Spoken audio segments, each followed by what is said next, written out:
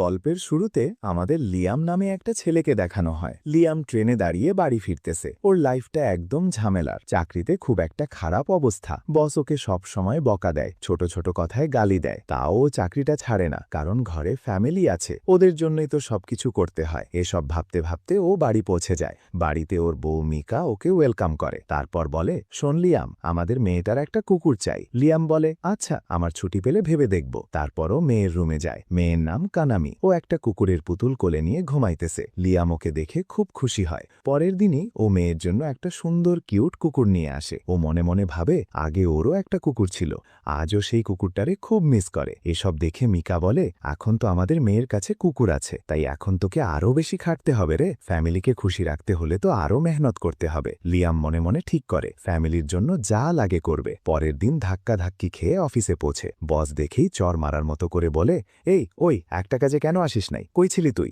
Liam সব বকা খেয়ে চুপচাপ নিজের সিটে বসে। পাশে ওরে কলিগ বসা। সে বলে, তুই যখন বসকে বললি যে আসবি না, তখন জানিস না যে সেদিন বস গলফ খেলতে যায়? সত্যি রে, তুই এক নম্বরের বোকা। এসব ভাবতে ভাবতে লিয়াম বাড়ি ফিরতেছে। চাকরি ছাড়তে পারে না, কারণ ফ্যামিলিকে খুশি দেখতে চায়। বাড়ি ফিরে মেয়েকে দেখেই মুখে হাসি চলে আসে। মিকা বলে, আমাদের মেয়ে একটা স্পোর্টস ক্লাবে জয়েন করছে। এটা শুনে লিয়াম আরাম করে খাওয়া দাওয়া করে। পরের সিনে লিয়াম ক্লায়েন্টের সাথে দেখা করতে যাচ্ছে। হঠাৎ একটা মেয়ের মেসেজ আসে, নতুন একটা মেগার কথা বলতেছে। এটা দেখে ও একটু খুশি হয়, আবার ক্লায়েন্ট খুঁজতে থাকে। হঠাৎ চোখে পড়ে ওর বউ মিকা একটা অচেনা ছেলের সাথে ক্যাফেতে বসা। এটা দেখে লিয়াম খুব শকড হয়ে যায়। ভাবে, ওকে তো কানামিকে স্পোর্টস ক্লাবে নিয়ে যাওয়ার কথা ছিল। রাতের সিন, সবাই বাড়ি ফিরছে। মিকা খাবার দিতে যাচ্ছে। লিয়াম জিজ্ঞেস করে, কানামির স্পোর্টস ক্লাস কেমন হয়েছে? মিকা বলে, আরে হ্যাঁ, আমাদের মেয়ে আজ ম্যাচে ফার্স্ট হয়েছে। এটা শুনে লিয়াম খুব খুশি হয়ে যায়। তারপরও তার মেয়ে কানামির সাথে খেলতে শুরু করে দেয়। তারপর মেয়ের মাথায় হাত রাখে, কারণ ওকে তো অনেক ভালোবাসে। মনে মনে ভাবে, বউয়ের কাছে সেই লোকটার ব্যাপারে জিজ্ঞেস করা দরকার। কিন্তু কিছু বলে না। তারপর আবার অফিসে চলে যায়। সব কাজ শেষ করে পিসি শাটডাউন করে, আবার ক্লায়েন্টের সাথে দেখা করতে যায়। এবার ক্যাফেতে মিকাকে দেখে না, তাই একটু খুশি হয়। কিন্তু হঠাৎ ওর বউয়ের গলা শুনতে পায়, ওই একই লোকটার সাথে কথা বলতেছে। আর এবার কানামিও ওদের সাথে আছে। লিয়াম তাড়াতাড়ি লুকিয়ে যায়। লুকিয়ে লুকিয়ে সব শোনে। তারপর সেই অচেনা লোকটাও আসে। কানামি ওর হাত ধরে ফেলে আর বলে, পাপা। এটা শুনে লিয়ামের তো মাথা ঘুরে যায়, শক খেয়ে যায়। অফিসে ফিরে এসেও ওই একই কথা মাথায় ঘুরতেছে। ভাবে, নিশ্চয়ই কানামি কোনো খেলা খেলছে, নইলে কাউকে এমনি পাপা বলবে কেন? এমন সময় বস এসে হাজির। এই ওই, কেন কাজ করছিস না তুই? লিয়াম বলে, আরে ভাই, আমার কম্পিউটার অন হতে অনেক সময় লাগে। কম্পিউটার অন হতেই আবার কাজে লেগে যায়। সন্ধ্যার সিন, মিকা লিয়ামকে বলে, আমাদের মেয়ের অ্যাক্সিডেন্ট হয়ে গেছে রে। লিয়াম শুনে তো চমকে যায়, দৌড়ে হাসপাতালে ছুটে যায়। মিকা বাইরে বসা। হঠাৎ ভিতর থেকে সানজান বের হয়ে বলে, আপনার মেয়ে এই দুনিয়ায় নেই। লিয়ামের মুখ ফ্যাকাশে হয়ে যায়। ডাক্তার হেসে বলে, আরে না না, মজা করছি, তোমার মেয়ে একদম ঠিক আছে, তবে একটু ব্লাড লাগবে। দুজনেই নিজেদের ব্লাড গ্রুপ বলে, কিন্তু ডাক্তার মিকাকে ভিতরে নিয়ে যায়। লিয়াম ব্লাড চার্ট দেখে। দেখেই তো অবাক। মনে মনে আবার সন্দেহ জাগে। সবাই বাড়ি ফিরে আসে। লিয়াম এখন বউয়ের উপর খুব রাগ করতেছে। জিজ্ঞেস করে, শেষ পর্যন্ত সেই লোকটা কে রে, যার সাথে তুই ঘুরিস? আমি তো কিছুই জানি না। মিকা বলে, কি বকবক করছিস? কোন লোক? লিয়াম বলে, শোন, সত্যি করে বল, কানামি কি আমার মেয়ে না? মিকা কোনো উত্তর দেয় না, উল্টো লিয়ামকেই শুরু করে দেয়, তোর চাকরিটা তো একদম বেকার। বিয়ের সময় বলেছিলি সব সুখ দেবি, কিন্তু তুই তো ছোটখাটো টাকা কামাস। লিয়ামের বুকে লাগে। বলে, কিন্তু আমি তো তোদের জন্য চেষ্টা করতেছি রে। মিকা বলে, তোর এই চেষ্টায় কিছু হচ্ছে না। এরপর যা হওয়ার ভয় ছিল তাই হয়। মিকা বলে, আমি তোর সাথে আর থাকতে পারবো না রে, আমার ডিভোর্স চাই। এটা শুনে লিয়ামের পায়ের নিচের মাটি সরে যায়। মনে হয় সব শেষ। মিকা মেয়েকে নিয়ে যাওয়ার জন্য উঠে দাঁড়ায়। লিয়াম অনেক করে ধরে, প্লিজ রে, তুই চলে যাস না, এখানে থাক। এই সব চিৎকার চেঁচামেচি শুনে কানামিও ঘর থেকে বাইরে আসে। লিয়াম মেয়েকে জিজ্ঞেস করে, শোন বাবু, তুই কি আমার সাথে থাকবি? কানামি কোনো উত্তর দেয় না, শুধু বলে, আমার তো অন্য পাপা ভালো লাগে। এটা শুনে লিয়াম ভিতরে ভিতরে পুরা ভেঙে পড়ে। চোখে পানি চলে আসে, কিন্তু চুপ করে থাকে। পরের সিন, লিয়াম পিসিতে কাজ করতেছে। হঠাৎ বস ডাকে, এই লিয়াম, এই অজানা অ্যাকাউন্টে এতগুলা টাকা ট্রান্সফার করলি কেন তুই? লিয়াম বলে, আরে আমি তো কিছুই জানি না ভাই। বস বলে, সব তোর পিসি থেকেই হয়েছে রে। তখন লিয়ামের মনে পড়ে যায়, ওর পিসি তো শাটডাউন হইতেছিল না, তাই বারবার অন করতে হইতো। চারপাশে তাকায়, হঠাৎ বুঝতে পারে সবাই মিলে ওকে ফাঁসাইছে। বসই আসল কারণ। এরা সবাই একসাথে ষড়যন্ত্র করছে। শেষে ওকে চাকরি থেকে বের করে দেয়, বউও ডিভোর্স দিয়ে দেয়। এখন আলিমনি দিতে হবে মিকাকে, আর যে কোম্পানিতে কাজ করত তাদের 50 মিলিয়ন ইয়েন ফেরত দিতে হবে, না দিলে কেস করবে। লিয়াম এখন বিভিন্ন জায়গায় পার্ট টাইম জব করে, যাতে এই ঝামেলা থেকে বের হতে পারে। এখান থেকে সিন চেঞ্জ। আবার লিয়ামের কাছে সেই মেয়েটার মেসেজ আসে, নতুন একটা মাঙ্গার কথা বলতেছে। লিয়াম রিপ্লাই করবে কিনা ভাবে, কিন্তু করে না। তারপর আবার কাজে লেগে যায়, মেয়েকে খুব মিস করতেছে। হঠাৎ কাশি আসে, হাতে দেখে রক্ত। রাতে বিছানায় শুয়ে ভাগতেছে, এই সব ঝামেলা থেকে বের হতে কতদিন লাগবে, কত টাকা ধার দিতে হবে। মনে হয় সব শেষ, একদম হোপলেস হয়ে যায়। হঠাৎ সামনে একটা আলো দেখে, সেই আলোর মধ্যে বসকে দেখে ওর পিসি থেকে ট্রানজ্যাকশন করতেছে। তারপর মিকাও আসে, হাতে দামি ড্রিঙ্ক। সব দেখে লিয়াম ভিতরে ভিতরে ভেঙে পড়ে। তারপর সেই আসল লোকটার মুখ দেখা যায়, যে সবকিছুর পিছনে আর কেউ না, লিয়ামের বসই। এসব দেখে লিয়ামের চোখে পানি চলে আসে। লিয়াম বলে ওঠে, আমি তোর জন্য অনেক মেহনত করছি রে, কিন্তু তুই আমার লাইফটা এভাবে শেষ করে দিলি। ও মনে মনে ঠিক করে, এই দুইজনের থেকে বদলা নিতে হবে। এমন সময় হঠাৎ সামনে একটা লোক এসে দাঁড়ায়, নিজেকে বলে গাইড। গাইড বলে, আমি তোকে হেল্প করব, কিন্তু বদলে তোর নেগেটিভ ইমোশন চাই, তোর রাগ, তোর দুঃখ, তোর এই বদলার ভাবনা। এই কথা শুনতেই লিয়ামের রাগটা আরও বেড়ে যায়। গাইড হেসে বলে, ওয়াও, তোর এই নেগেটিভিটি তো বেশ টেস্টি রে, ঠিক এটাই আমার দরকার। তারপর গাইড একটা স্যুটকেস বের করে, টেনশন নিস না, আমি তোকে এর বদলে কিছু দেব। স্যুটকেস খুলে কয়েকটা কার্ড বের করে, বলে, এগুলা আলাদা আলাদা ওয়ার্ল্ড, তুই এখানে রিইনকার্নেট হতে পারবি। কোনটা চাস, ফ্যান্টাসি ওয়ার্ল্ড, না সবাই সামুরাইয়ের ওয়ার্ল্ড, না ওয়েস্টার্ন? লিয়াম সবগুলা কার্ড ভালো করে দেখে। হঠাৎ একটা কার্ডে চোখ আটকে যায়, যেখানে অনেক স্পেসশিপ আর মেগা দেখা যায়। লিয়াম বলে, এটাই চাই। গাইড বলে, এটা সাইফাই ওয়ার্ল্ড রে, এখানে অনেক লোক ইউনিভার্সে রাজ করে। তারপর একটা কন্ট্রাক্ট বের করে, বলে সাইন কর। লিয়াম সাইন করতেই চোখ বন্ধ হয়ে আসে। হঠাৎ ওর ঘর থেকে জোরালো আলো বের হয়, সিন চেঞ্জ। এখন আমরা সেই সাইফাই ওয়ার্ল্ডে। একটা ভয়ঙ্কর ব্যাটল চলতেছে। লিয়ামকে দেখা যায় একটা কালো মেগার ভিতর বসা। একটা ফাইনাল শট মারতেই পুরা ব্যাটল শেষ।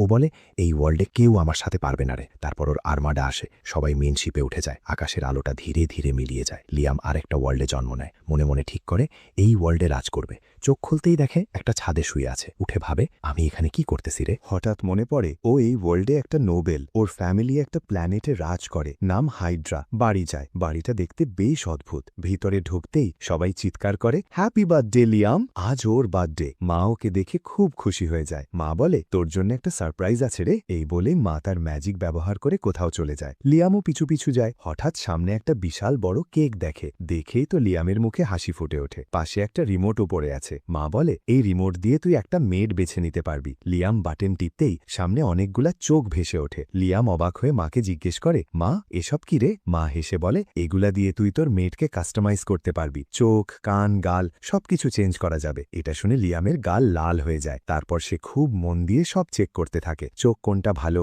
কান কেমন, গালের শেপ কি রকম। এমন সময় বাবাও এসে হাজির। Happy birthday. বাবা বলে, আজ থেকে তোকে তোর টাইটেল দিয়ে দেব। লিয়াম একটু শক খায়। বাবা বলে, টেনশন নিস না, তুই কাউন্টের টাইটেল ইনহেরিট করবি, সব ঠিক হয়ে যাবে। লিয়াম মনে মনে একটু ভাবে। মা বলে, এটা তোর জন্য অনেক ভালো রে, এতে তুই ইন্ডিপেন্ডেন্ট থাকতে পারবি। তারপর বাবা একজন লোককে ডাকে। লোকটা একটা কন্ট্রাক্ট পেপার নিয়ে আসে। লিয়াম সাইন করে দেয়। বাবা খুব খুশি হয়ে বলে, আরে ওয়াও, আজ থেকে তুই কাউন্ট, আমি আর তোর মা তোর সাথেই থাকবো, এনজয় কর রে। লিয়ামের ভিতরে কি যেন চলছে, বাইরে থেকে চুপ, কিন্তু ভিতরে ভিতরে অনেক খুশি। মনে মনে সেই গাইডকে থ্যাঙ্কসও বলছে, যে ওকেই সুযোগ দিয়েছে, এই ওয়ার্ল্ডে রিইনকার্নেট করিয়েছে। তারপর সিন চেঞ্জ, আবার সেই আসল লোকটার বডি দেখা যায়। আসল নাম কামিজাকি। লোকটা একদম নড়ছে না, মানে মরে গেছে। পাশে গাইড দাঁড়িয়ে। গাইড হেসে বলে, এই লোকটা আমার জালে পড়ে গেছে, কোনো দিনও বুঝতে পারবে না। এর ইমোশনগুলা আমি আরও ব্যবহার করব, মজা হবে বেশ। পরের সিন, কামিজাকির বস আর মিকা কথা বলতেছে। বস বলে, কামিজাকির জন্য খারাপ লাগছে রে। মিকা খুব খুশি হয়ে বলে, আমার তো কোনো ফারাক পড়ে না, আমি তো একদম খুশি। দুজনে ভাবছে এখন কি করবে। হঠাৎ গাইড এসে হাজির। আসতেই একটা স্ন্যাপ দেয়। চারপাশ থেকে অনেক লোক চলে আসে। সবাই বসকে অ্যারেস্ট করতে এসেছে, কারণ জানতে পেরেছে এই লোকই কামিজাকিকে ফাঁসিয়েছে। বসের তো মুখ ফ্যাকাশে, বলে, আরে না না, কোনো ভুল বোঝাবুঝি হয়েছে।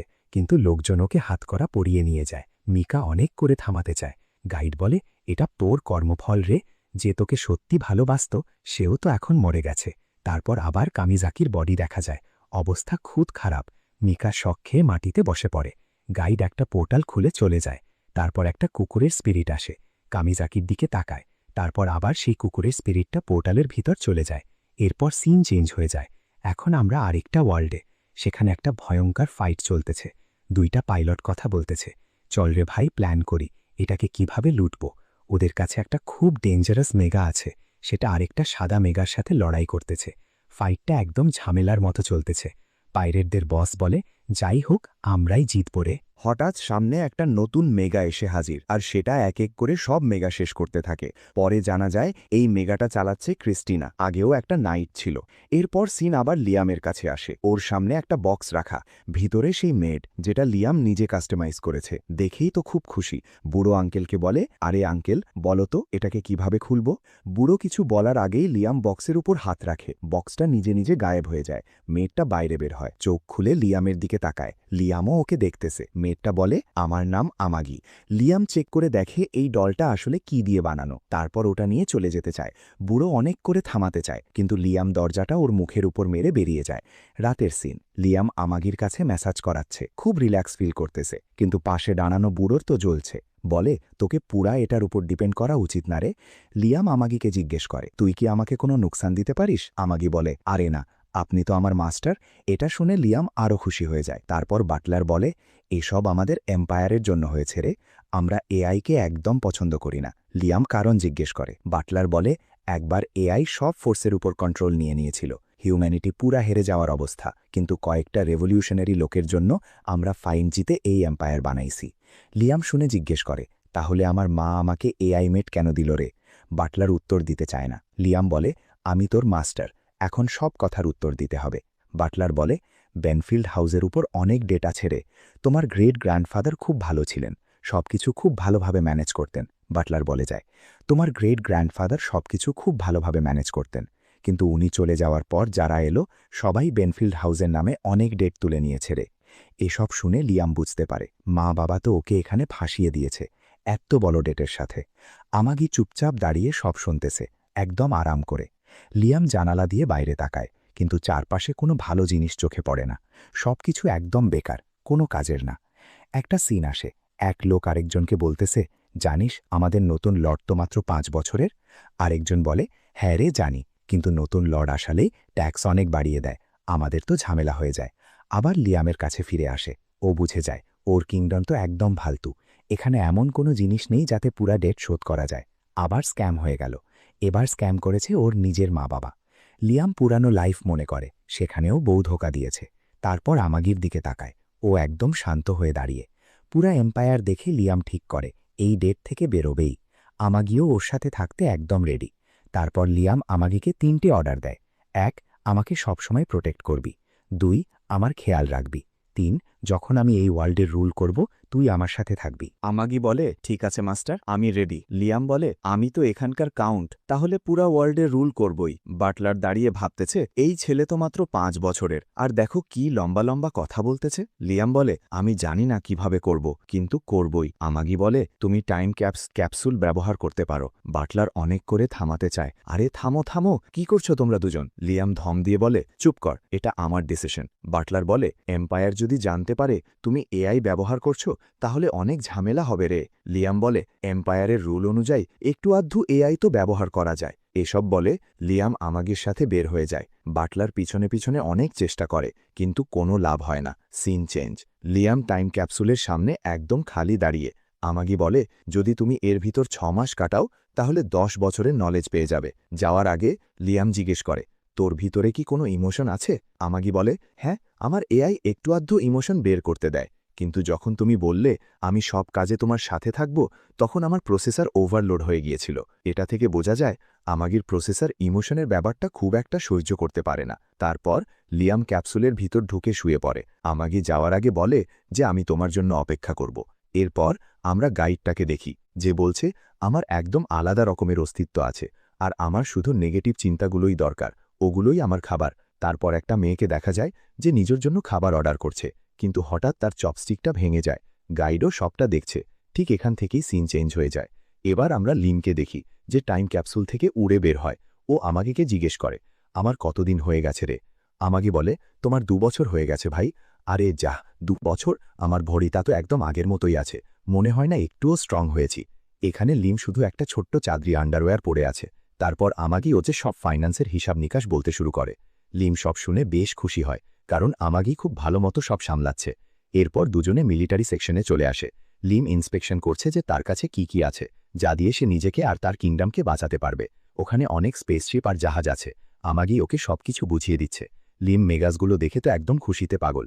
আরে বাহ, এগুলো তো দারুণ, আমিও কি চালাতে পারবো? আমাগি বলে, হ্যাঁ ভাই, তুমি চালাতে পারবে। এটা শুনে লিম আরও খুশি। আরে এগুলো চালানো তো খুবই সোজা। তারপরও একটা মেগার ভিতরে বসে। আমাগি বলে, তুমি শুধু মুভমেন্টের কথা ভাবো, বাকিটা সব অটোমেটিক হয়ে যাবে। লিম হাত রাখতেই ভাবে, আরে সত্যিই তো অনেক সোজা। এবারও মেগাটা নিয়ে ব্যাটেল গ্রাউন্ডে চলে আসে। আমাগি বলে, আমি তোমার একটা ডুয়েল করিয়ে দিতে পারি। তখনই আরেকটা মেগা আসে, যার কাছে শিল্ড আর সোর্ড আছে। যে লোকটা ওটাতে বসা, সে এই এলাকার ক্যাপ্টেন। লিম তো ফাইটের জন্য একদম এক্সাইটেড। দুজনেই পজিশন নেয়। এর পরবর্তী পার্ট দেখার জন্য এখনই আমাদের চ্যানেলকে সাবস্ক্রাইব করো। এই ভিডিওতে যদি 50টা সাবস্ক্রাইবার আর 100টা লাইক পূরণ করে দাও, তাহলে আমি খুবই তাড়াতাড়ি এর পরের পার্ট নিয়ে আসব। তাহলে ভালো থেকো, দেখা হচ্ছে এর পরের ভিডিওতে।